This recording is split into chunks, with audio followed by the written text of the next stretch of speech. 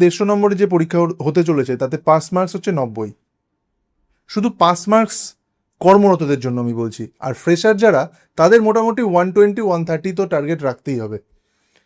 তা সেটা কিভাবে আমরা অ্যাচিভ করব? খুব সহজে, খুব বাস্তব, প্র্যাকটিক্যাল, একটা 100% প্র্যাকটিক্যাল একটা রুটিন আজকে আপনাদের সামনে রাখবো। সেখানে প্রত্যেকটা টপিক তুলে ধরবো, মানে যে সাবজেক্টগুলো রয়েছে সিডিপি, ইভিএস, ইংলিশ, বাংলা, এই সবগুলোই থাকবে। অঙ্ক, কোন কোন টপিক আমরা ডেলি রিভিশনের মধ্যে রাখবো, ডেলি কোন কোন এমসিকিউগুলো করব, এবং বেশ কিছু গোল্ডেন রুল আমি আপনাদের বলবো যেগুলো আগামী 1 মাসের মধ্যে, আর বড়জোর 1টা মাস আছে, এই 1 মাসের মধ্যে নিজেদেরকে খুব ভালো জায়গায় যাতে নিয়ে যেতে পারি তার একটা লক্ষ্যে আজকের এই ভিডিওটা করা। নমস্কার বন্ধুরা, সকলকে স্বাগত জানাই চ্যানেলে। আজ খুব গুরুত্বপূর্ণ একটা ভিডিও। বেশ কিছুদিন আগেও আমি একটা ভিডিও করেছিলাম যে সিটেট বা ডাব্লিউবি টেটের জন্য আমরা কিভাবে নিজেদেরকে প্রস্তুত করব তার একটা রোড ম্যাপ। আজকে এই কারণে ভিডিওটা করা অত্যন্ত গুরুত্বপূর্ণ, কারণ যে সিটেট হতে চলেছে সেটা আগামী 6 সেপ্টেম্বর 2026 সালে হতে চলেছে ভারতবর্ষ জুড়ে। সেখানে প্রচুর কিন্তু কর্মরত শিক্ষকরা এবার অংশগ্রহণ করছে সেই সিটেটে। ফ্রেশাররা তো থাকছেই, তাই প্রতিবারের তুলনায় এবারের সিটেটটা কিন্তু অত্যন্ত গুরুত্বপূর্ণ এবং অত্যন্ত তাৎপর্যপূর্ণ, যেহেতু সুপ্রিম কোর্টের একটা ডেডলাইন বেঁধে দেওয়া হয়েছে 31শে অগস্ট 2028। তাই এর মধ্যে টেট পাশ করা কিন্তু অত্যন্ত গুরুত্বপূর্ণ নিজেদের চাকরিটাকে সুরক্ষিত করবার জন্যে, যতক্ষণ না এ সংক্রান্ত কোনো পরিবর্তন আসছে। আজকে 24শে জুলাই 2026 সাল, আজকের দিন পর্যন্ত কিন্তু কোনো রকম এই আইন পরিবর্তন বা এই রায়ের পরিবর্তনের কোনো সম্ভাবনা দেখা যাচ্ছে না। তাই এই মুহূর্তে দাঁড়িয়ে আমাদের কিন্তু লক্ষ্য হওয়া উচিত যে এই টেট যে পরীক্ষাটা হতে চলেছে বা আগামীতে হবে সেই পরীক্ষাটায় উত্তীর্ণ হওয়া। তাই খুব ভালোভাবে দেখুন, এবং পারলে একটা খাতা এবং পেন্সিল বা পেন হাতের কাছে রাখতে পারেন। কিছু কিছু বিষয় যদি মনে হয় যে গুরুত্বপূর্ণ, আপনারা সেগুলো নোট করে নিতে পারেন। তাহলে চলুন বন্ধুরা, শুরু করি আজকের ভিডিও। এই রুটিনটাকে আমি দুটো ভাগে ভাগ করেছি। এক, কর্মরত ওয়ার্কিং পার্সন যারা রয়েছেন এবং যারা ফ্রেশার। অবশ্যই ফ্রেশার যারা বর্তমানে, তারাও কিন্তু কোনো না কোনো কাজের সাথে যুক্ত, তাইলে তাদেরকেও আমি কিন্তু ওয়ার্কিং হিসেবেই ধরে নিতে পারি। তাহলে তারা তাদের কাজটাকে বজায় রেখে কিভাবে এই প্রিপারেশনটা নেবে সেটার একটা প্র্যাকটিক্যাল, বাস্তবসম্মত একটা রুটিন আমি আপনাদের সামনে রাখছি। দেখুন খুব ভালো করে, সকালে 1 ঘন্টা সিডিপি, চাইল্ড ডেভেলপমেন্ট পেডাগজির যে কনসেপ্টগুলো রয়েছে সেগুলো রিভিশন, মেন পয়েন্টগুলো রিভিশন ডেলি। আমি এটা ডেলি প্র্যাকটিসের কথা বলছি, ডেলি রুটিনের মধ্যে ফর ওয়ার্কিং। এরপর কি করবেন? দুপুরে 1/2 ঘন্টা আপনার কাজের ফাঁকে, ধরুন আপনার টিফিন পিরিয়ড চলছে, যে কোনো সময় আপনি যে কর্মরত অবস্থায়, যেখানে আপনি অফিসে কাজ করেন বা যে স্কুলে কাজ করছেন, সেখানে আপনার টিফিন ব্রেকে আপনি 30 মিনিট সময় পেলেন, সেখানে কিছু PYQ মানে বিগত বছরের প্রশ্ন, প্রিভিয়াস ইয়ার কোয়েশ্চেনগুলো আপনি সলভ করলেন। এবং মক টেস্টগুলো হচ্ছে, আগামীতে আরও হবে, সেগুলো আপনি দিচ্ছেন। ছোট ছোট যে মক টেস্টগুলো দুপুরে, কোনো বেশি ডিটেলসে কিছু যেতে হবে না, জাস্ট হালকা ফুলকা এই বিষয়গুলো একটা চর্চার মধ্যে থাকা হচ্ছে। তাহলে যত বেশি মক টেস্ট, যত বেশি MCQ আমরা সলভ করব, তত কিন্তু আমাদের কনফিডেন্স লেভেলটা আরও হাই হবে। তাহলে এটা আমাদের দুপুরের দিকের একটা রুটিন থাকছে, মোটামুটি 1/2 ঘন্টা। আর রাতে 1.5 ঘন্টা, 1.5 থেকে 2 ঘন্টা সময় আপনি ম্যাথ প্র্যাকটিস করুন, এবং বাংলা ইংরেজির পেডাগজি অথবা প্যাসেজ, মানে গদ্য হতে পারে, পদ্য হতে পারে, এই প্যাসেজগুলো পড়ে সেগুলোর প্রশ্নগুলো সলভ করুন। আর ইভিএস, আমি প্রত্যেকটা বিষয়ের ডিটেলসে আসছি, আমি জাস্ট এটা ওভারঅল একটা আউটলাইন দিয়ে শুরু করছি, প্রত্যেকটা ডিটেলসে বলবো কোন কোন বিষয়গুলো করবেন, কোনো সমস্যা হবে না তাতে বুঝতে। আমি ওভারঅল টাইম টেবিলটা বলে দিলাম। সকালে 1 ঘন্টা, দুপুরে 1/2 ঘন্টা, রাতে 1.5 ঘন্টা, মোটামুটি 2 থেকে 3 ঘন্টা সময় আপনি সারাদিনে বের করুন। ইনিশিয়ালি এই 1টা মাস, জাস্ট ফর 1 মান্থ, এই বিষয়টা আপনি বের করুন। তারপরে আপনি দেখুন কতটা পরিবর্তন হচ্ছে। এবার দেখুন আমি টপিকে ঢুকছি। আমি প্রথমে রুটিনটা দেখালাম, এবার কোন কোন বিষয়গুলো পড়বো পার্টিকুলারলি খুব ইম্পর্টেন্ট যে জায়গাগুলো, সিডিপির যে পেডাগজির মানে ডেলি রিভিশন করব আমরা কোন জায়গাগুলো, থিওরির কোন কোন জায়গাগুলো দেখবো, যে কোর কনসেপ্ট কোনগুলো দেখবো, পেঁয়াজে খুবই গুরুত্বপূর্ণ, ভাইগটস্কি, কোলবার্গ, এই তিনটে তত্ত্ব, এই তিনজনের তত্ত্ব খুব ভালোভাবে আমরা কিন্তু ডেলি রিভিশনের মধ্যে রাখবো, কারণ এখান থেকে কিন্তু ম্যাক্সিমাম প্রশ্ন রিপিট হয় প্রতি বছর।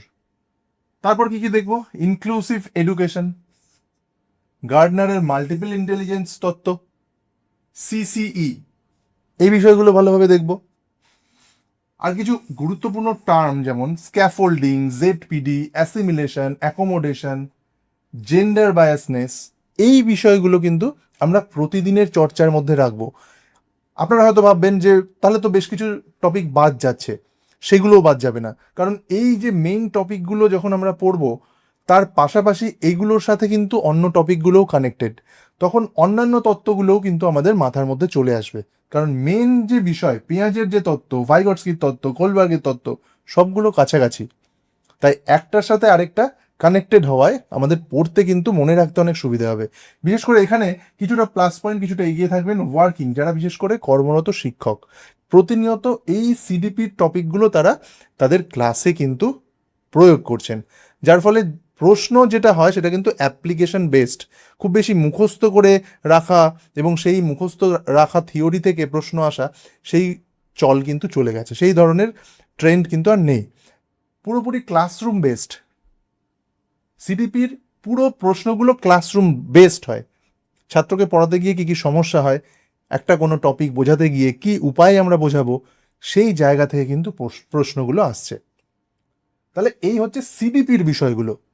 সিডিপিতে আরও তিনটে বিষয় খুব গুরুত্বপূর্ণ, এনইপি 2020, এনসিএফ 2005, আরটি 2009, এর যে বিষয়গুলো, মূল যে টপিকগুলো, সেগুলো নিয়ে কিন্তু দীর্ঘ আলোচনা রয়েছে। সিডিপির সমস্ত যে গুরুত্বপূর্ণ টপিক, যে টার্মগুলো নিয়ে আমি বললাম, সেই টার্মগুলোও আমাদের প্লে লিস্টের যে টপিক করা রয়েছে সিডিপির, সেখানে গিয়ে দেখবেন প্রত্যেকটা টপিক ওয়াইজ প্রত্যেকটা ডিটেলসে বিস্তারিত আলোচনা রয়েছে, এবং সেগুলোর যে প্রিভিয়াস ইয়ার প্রশ্নগুলো সেখানে কিন্তু আলোচনা রয়েছে। তাই এই এনইপি, এনসিএফ, আরটি এটাও কিন্তু সিডিপির একটা অংশ হিসেবে আপনাদেরকে পড়ে নিতে হবে। এবার দেখুন অঙ্কে খুব গুরুত্বপূর্ণ বিষয়, অঙ্ক এবং এখানে আমরা প্রতিদিন যে প্র্যাকটিস করব, অঙ্ক কিন্তু আমাদের প্রতিদিন প্র্যাকটিস করতে হবে। প্রথমে যে রুটিনের যে অংশটা বললাম আমি, বিশেষ করে রাতের দিকে ডেইলি আমরা প্র্যাকটিসের মধ্যে কোন কোন বিষয় রাখবো, নাম্বার সিস্টেম খুব গুরুত্বপূর্ণ, নাম্বার সিস্টেমের বিভিন্ন প্রচুর অঙ্ক রয়েছে, সেগুলো নিয়ে আমরা কিন্তু চর্চা করছি, প্রতিদিন ভিডিও আসছে। এলসিএম করব, এইচসিএফ করব, এই বিষয়গুলোর মধ্যে বেশি জোর দেবো। আর কি করবো, মেনসুরেশন মানে পরিমিতি, বিভিন্ন 2D 3D যে আকৃতির বিষয়গুলো রয়েছে, জ্যামিতিক আকৃতি রয়েছে, সেগুলোও থাকবে, আয়তক্ষেত্র, বর্গক্ষেত্র, ঘনক, এই বিষয়গুলো আলোচনার মধ্যে থাকবে। ফ্র্যাকশন মানে ভগ্নাংশ, ইউনিট কনভার্সন, বিভিন্ন ইউনিট যে সাধারণত আমরা যেগুলো টাকা পয়সার করি, ঘন্টা মিনিটের করি, মিটার সেন্টিমিটার, কেজি, গ্রাম, লিটার, মিলিলিটার, এই ধরনের যে ইউনিট কনভার্সন খুব বেসিক জায়গায়। তারপরে প্যাটার্ন, একটা সিরিজ দিয়ে দিল, নাম্বার সিরিজ, যেগুলো আমরা পিওআইকিউ বা বিগত বছরের প্রশ্নগুলো যখন সলভ করছিলাম তখন কিন্তু দেখেছি যে বিষয়গুলো, যে সেই প্যাটার্নের অঙ্কগুলো নাম্বার সিরিজে বিশেষ করে প্যাটার্নগুলো আমাদেরকে ধরতে হবে। একটার পর একটা আমরা যত বেশি প্র্যাকটিস করবো তত কিন্তু সেই প্যাটার্নগুলো আমরা বুঝতে পারবো, তাহলে সেই জায়গাগুলো আমাদেরকে প্র্যাকটিস করতে হবে। আর কি, পেডাগজি, ম্যাথ যে পেডাগজি রয়েছে সেই পেডাগজিতে আমাদেরকে ভ্যানেল পড়তে হবে, টিএলএম এর বিষয়গুলো পড়তে হবে, ডাইন্স ব্লক, জিও বোর্ড, এই বিষয়টা পড়তে হবে। মানে এগুলো পড়া বিষয়, জাস্ট রিভিশন। আমি সেই জন্যই বলছি ডেইলি প্র্যাকটিস বা ডেইলি রিভিশনের যে বিষয়গুলো আমাদেরকে গুরুত্ব দিয়ে পড়তে হবে, সেই জায়গাগুলো আমি শুধুমাত্র হাইলাইট করছি। এটা অনেকটা সাজেশনের মতো বলতে পারেন। মেনলি এই বিষয়গুলোকে আমরা যদি হাইলাইট করি তাহলে কিন্তু ম্যাক্সিমাম অঙ্কের প্রশ্ন আমরা সলভ করতে পারবই। এবার দেখুন ইভিএস, প্রতিদিন আমরা কোন কোন বিষয় রিভাইজ করব। ইভিএস এর বিশেষ করে সিটেটের সব থেকে গুরুত্বপূর্ণ বিষয় হচ্ছে এনসিইআরটির বইগুলো। কোন কোন ক্লাস, ক্লাস 3 থেকে 5 পর্যন্ত। আমি পেপার 1 এর কথা বলছি। পেপার 1 ক্লাস 3 থেকে 5 পর্যন্ত। এবং এই ইভিএসের এমন একটা বিষয় যেটা বেঙ্গলি মিডিয়ামের যে সমস্ত কর্মরত শিক্ষক তাদের ক্ষেত্রে কিছুটা সমস্যা হতে পারে, কারণ তারা এনসিইআরটির বইয়ের সাথে পরিচিত নন। তাই তাদেরকে কিন্তু একটু বেশি গুরুত্ব দিতে হবে এনসিইআরটির বইগুলোর ক্ষেত্রে। এবং এই নিয়ে ভিডিও আসবে খুব তাড়াতাড়ি, 2-1 দিনের মধ্যেই আনবো আমি এই ক্লাস 3 থেকে 5 পর্যন্ত বিষয়গুলো, যেগুলো নিয়ে আমাদের আলোচনাটা করা উচিত, আমাদের দেখতে হবে, রিভিশনের মধ্যে রাখতে হবে, সেই বিষয়গুলো থাকবে সেখানে। যেমন বিভিন্ন রাজ্যের খাবার, পোশাক, ঘরবাড়ি, প্রাণী এবং উদ্ভিদের বৈশিষ্ট্য, খুব কমন জিনিস, কিন্তু এমন কিছু কন্টেন্ট বেসড টপিক আছে যেগুলো সেই বইগুলো না পড়লে কিন্তু পারা যাবে না। ম্যাপ এবং ডিরেকশনের বিষয়, family, friends, food, shelter, things we do, we make, এই বিষয়গুলো আমাদের এনসিইআরটির বইগুলো থেকে পড়তে হবে। এবং এখানে পেডাগজির বিষয়টাও খুব গুরুত্বপূর্ণ। পেডাগজির মধ্যে কি সরাসরি যে অভিজ্ঞতা ভিত্তিক যে শিক্ষা, ফিল্ড ট্রিপ, কোনো প্রজেক্টে, কোনো ফিল্ডে গিয়ে যে আমাদের এক্সকারশন, যে অভিজ্ঞতাটা হচ্ছে ছাত্রদের, সেই বিষয়গুলো খুব গুরুত্বপূর্ণ। এবং ইভিএস এর সব থেকে গুরুত্বপূর্ণ ব্যাপার হচ্ছে যে কোনো টপিক নিয়ে আলোচনার সময় যে গল্প বলা হয়, সেই গল্প বলার যে গুরুত্বটা, সেটাও কিন্তু এই প্রশ্নের ক্ষেত্রে খুব গুরুত্বপূর্ণ ইভিএস এর। মানে একটা টপিক পড়াতে গিয়ে একজন টিচার কি ধরনের গল্প বলতে পারে, সেই বিষয়গুলো থেকে কিন্তু প্রশ্ন আসছে ইভিএস এ। তাই এনসিইআরটির বইগুলো আমাদেরকে খুব ভালোভাবে পড়তে হবে ক্লাস 3 থেকে 5 পর্যন্ত। এবার দেখুন, ল্যাঙ্গুয়েজ গ্রুপে আমরা ঢুকবো। ল্যাঙ্গুয়েজ 2 হিসেবে আমরা কিন্তু বেঙ্গলিটাকে চুজ করেছি সিটেটে। তাহলে বাংলা বিষয়ে আমাদেরকে কি করতে হবে? প্রতিদিনের অভ্যেসের মধ্যে আমাদেরকে কোনটা আনতে হবে? প্রতিদিন একটা গদ্য, একটা গল্প, একটা কবিতা, একটা পদ্য আমরা পড়বো। আর কি করব? ব্যাকরণ আলাদাভাবে পড়ার দরকার নেই। যে গল্পটা বা যে পদ্যটা আমরা পড়বো সেখান থেকে আমরা ব্যাকরণের যে বিষয়গুলো পড়ে নেবো, সেগুলো হচ্ছে পদ, সমাস, কারক, সন্ধি, অলংকার, বিপরীত শব্দ, এই বিষয়গুলো গুরুত্ব দিয়ে কিন্তু পড়ে নেব। তাহলে এটা গেল আমাদের বাংলার গদ্য, পদ্য এবং ব্যাকরণের বিষয়। আর কি থাকছে? যে ল্যাঙ্গুয়েজ গ্রুপে যে পেডাগজি, বাংলার ক্ষেত্রে যে ল্যাঙ্গুয়েজ অ্যাকুইজিশন, সেটা বাংলা হোক ইংরেজি হোক, একই বিষয় পেডাগজি, অ্যাকুইজিশন প্লাস এবং লার্নিং এর বিষয়টা। আর চমস্কির এলএডি, যে ল্যাঙ্গুয়েজ অ্যাকুইজিশন ডিভাইস, সেটাও কিন্তু খুব গুরুত্বপূর্ণ। এগুলো কিন্তু যে ল্যাঙ্গুয়েজ গ্রুপে, সেখানে পেডাগজি থেকে কিন্তু এই সেক্টরগুলো থেকে প্রশ্ন আসছে। আর ভাষার যে 4টে দক্ষতা, যে skill, LSRW, listening, speaking, reading and writing. আর কি? রেমেডিয়াল টিচিং থাকছে। রেমেডিয়াল টিচিং এবং ব্যাকরণ শিক্ষাদানের ক্ষেত্রে যে পদ্ধতিগুলো অবলম্বন করা হয়, তার মধ্যে আরোহী এবং অবরোহী পদ্ধতি, ইন্ডাকটিভ এবং ডিডাকটিভ মেথড, এই বিষয়গুলো কিন্তু খুবই খুবই ইম্পর্টেন্ট আমাদের ল্যাঙ্গুয়েজ গ্রুপে বাংলার ক্ষেত্রে। এবং এই অ্যাপ্রোচে কিন্তু আমরা পড়বো। আলাদাভাবে যে ব্যাকরণ পড়ার বিষয় সেটা কিন্তু নয়, আমরা যেটা পড়বো, যে গদ্যটা পড়বো বা যে পদ্যটা পড়বো, সেখান থেকে ব্যাকরণের বিষয়গুলো খুঁজে খুঁজে পড়ে নেব। এবং এটা প্রতিদিনের অভ্যেসের মধ্যে আমরা রাখবো। এবার আমরা দেখবো ইংরেজি বিষয়ে আমরা প্রতিদিন কিভাবে চর্চাটা করব। ঠিক বাংলার মতো একই রকমভাবে আমরা দুটো আনসিন প্যাসেজ করব প্রতিদিন, এবং সেই প্যাসেজ থেকে গ্রামারের সামান্য কিছু অংশ। দেখুন, এই সিটেটে গ্রামারের কিন্তু ইংলিশ গ্রামারে খুব বেশি কিছু আসে না, সেক্ষেত্রে ফিগার অফ স্পিচটা খুব গুরুত্বপূর্ণ। এবং আপনারা ফোনিমস, মরফিমস, সিম্যান্টিক, প্র্যাগম্যাটিক্স, এই বিষয়গুলোও দেখবেন। আর পেডাগজির, ইংলিশে ল্যাঙ্গুয়েজে পড়ার সময় আমরা পেডাগজির ক্রাশেন মনিটর মডেল, এই বিষয়টা দেখবো। এবং 5টা যে হাইপোথিসিস রয়েছে সেই বিষয়টাও দেখবো। আর মাল্টিলিঙ্গুয়ালিজম কিভাবে ক্লাসে কাজ করে, সেই বিষয়টাও কিন্তু আমাদের পড়ার মধ্যে থাকবে। তাহলে ইংলিশে এই বিষয়টা মেনলি আমরা দেখবো। দেখুন, অ্যান আনসিন প্যাসেজ থেকে কিন্তু ম্যাক্সিমামটা কভার হয়ে যাচ্ছে। আর ইংলিশ পেডাগজি থেকে যে বিষয়গুলো আসে, সেটা ক্লাসরুমের দীর্ঘদিনের অভিজ্ঞতা কিন্তু আমাদেরকে অনেকটা হেল্প করবে এই পেডাগজি রিলেটেড ইস্যুগুলোকে সলভ করা। এবার একদম আলটিমেট বিষয়, 3টে গোল্ডেন রুল আমি বলবো, যেটা দিয়ে শুরু করেছিলাম আজকের ভিডিওটা, সেই বিষয়টা সব থেকে গুরুত্বপূর্ণ। 3টে গোল্ডেন রুল। প্রথমেই PYQ, মানে বিগত বছরের যে প্রশ্নগুলো রয়েছে, মোটামুটি 7 থেকে 8 বছরের প্রশ্নগুলো আমরা যদি সলভ করি, 65 থেকে 70% মার্কস কিন্তু ক্যারি করা খুবই ইজি হয়ে যাবে।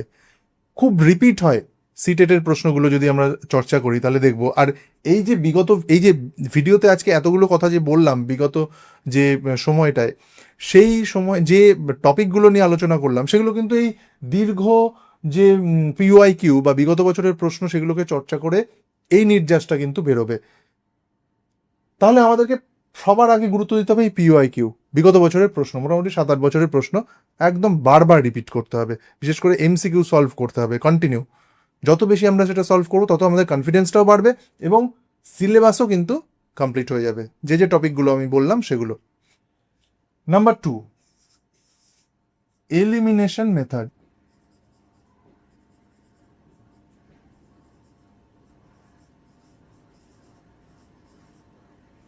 এলিমিনেশন মেথড আমি এর আগে একটা ভিডিও করেছিলাম, আপনারা চাইলে প্লেলিস্টে দেখে আসতে পারবেন, যে MCQ সলভ করার কিছু দুর্দান্ত টেকনিক। আপনি অনেক সময় প্রশ্নের উত্তর না জেনেও কিন্তু সহজে এলিমিনেশন মেথড ইউজ করে আপনি MCQ সলভ করতে পারবেন, সঠিক উত্তরটা বেছে নিতে পারবেন। তাই এলিমিনেশন মেথড কিন্তু আপনাকে খুব হেল্প করবে পরীক্ষায়। সাধারণত দেখবেন যে বাচ্চাদেরকে পড়ানোর ক্ষেত্রে যে ধরনের প্রশ্নগুলো আসে, বিশেষ করে পেডাগজির ক্ষেত্রে, যে নেগেটিভ সেন্সে যে ধরনের অপশানগুলো থাকে, নেগেটিভ সেন্স, যেমন মুখস্থ করার প্রবণতার দিকে শিক্ষক কি সাহায্য করবে, এই ধরনের নেগেটিভ সেন্সের যে সমস্ত MCQ এর অপশানগুলো থাকবে সেগুলোকে আমাকে এলিমিনেট করে দিতে হবে। আর এলিমিনেশন মেথড নিয়ে দীর্ঘ একটা ভিডিও রয়েছে, আপনারা চাইলে সেটা দেখে আসুন। খুব খুব খুব সেটা কিন্তু সাহায্য করবে পরীক্ষার সময়। আর 3 নম্বর, খুব গুরুত্বপূর্ণ, টাইম ম্যানেজমেন্ট।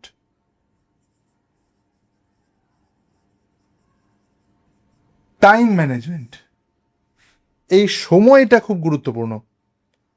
150টা প্রশ্ন, 150টার মধ্যে 150টাই তো আমাদের টার্গেট থাকবে না, মোটামুটি 130 থেকে 140 আমাদেরকে টার্গেট রেখে কিন্তু এগোতে হবে। আর তার জন্য আমাদেরকে বাড়িতে মক টেস্ট দেওয়া কিন্তু প্র্যাকটিস করতে হবে।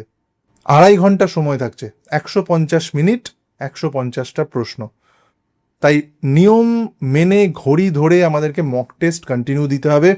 আমি এটাও প্ল্যানিং করছি যে ঠিক যেরকমভাবে সিটেট হয় সেইভাবে একটা অনলাইন এক্সাম যদি অ্যারেঞ্জ করা যায় 150 নম্বরের, এবং সেই 2.5 ঘন্টায় সেভাবে আপনারা অনলাইনে এক্সাম দেবেন, ঠিক সেই রকমই এক্সামিনেশন হলে যেরকমভাবে হয় সেইভাবেই, সেরকম একটা প্ল্যানিং চলছে, দেখা যাক কি হচ্ছে।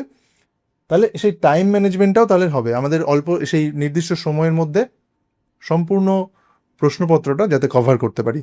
এটা সম্পূর্ণ নির্ভর করছে নিজের প্র্যাকটিসের ওপর। তাহলে 3টে বিষয় কিন্তু আমাদেরকে মাথায় রেখে চলতে হবে: বিগত বছরের প্রশ্ন সলভ করা, MCQ সলভের ক্ষেত্রে কিছু গুরুত্বপূর্ণ টেকনিক, তার মধ্যে খুব গুরুত্বপূর্ণ এই এলিমিনেশন মেথড, আর টাইম ম্যানেজমেন্ট। তাহলে এই 3টে বিষয় আর যে রুটিনটা আমি বললাম, ঠিক এই পদ্ধতি অবলম্বন করে যদি আমরা এগিয়ে যাই, হাতে আর 1টা মাস রয়েছে, সারা দিনে 3 থেকে 4 ঘন্টা আমরা যদি এইভাবে ব্যয় করি, অবশ্যই আমরা কিন্তু খুব ভালো স্কোর করব। কারণ এই সিটেট এক্সাম কিছু মানুষের ক্ষেত্রে চাকরিতে প্রবেশের একটা সুযোগ, কিছু মানুষের ক্ষেত্রে চাকরিটা বাঁচানোর একটা সুযোগ। তাহলে এই দুটো দিক মাথায় রেখে আমাদেরকে কিন্তু জান প্রাণ লড়িয়ে দিতে হবে আগামী 1টা মাসে। এবং এটা সবসময় আমাদের মাথায় রাখতে হবে যে আমরা পারবই। এই জগতে ইম্পসিবল বলে কিন্তু কিছু হয় না, সেটা মাথায় রেখে চলতে হবে। আফটার অল, যারা শিক্ষক এবং শিক্ষক পদপ্রার্থী তারা প্রত্যেকে কিন্তু সেই দৃঢ় প্রতিজ্ঞ, তারা জানেন তারা সমাজ গড়ার কারিগর। তাই তাদের ক্ষেত্রে নেগেটিভ বা নেতিবাচক চিন্তাভাবনা কখনোই কিন্তু মানায় না। তাদের চিন্তাভাবনার মধ্যে সবসময় একটা পজিটিভ অ্যাটিটিউড থাকবে। তাহলে বন্ধুরা, এই অ্যাপ্রোচ নিয়ে চলুন আমরা সকলে এগোই। আশা করছি 6ই সেপ্টেম্বরের সিটেট এক্সাম সকলের খুব ভালো হবে। আজকের মতো ভিডিওটা এখানেই শেষ করছি, দেখা হচ্ছে আগামী ভিডিওতে। আপনারা প্রত্যেকে ভালো থাকবেন, ধন্যবাদ।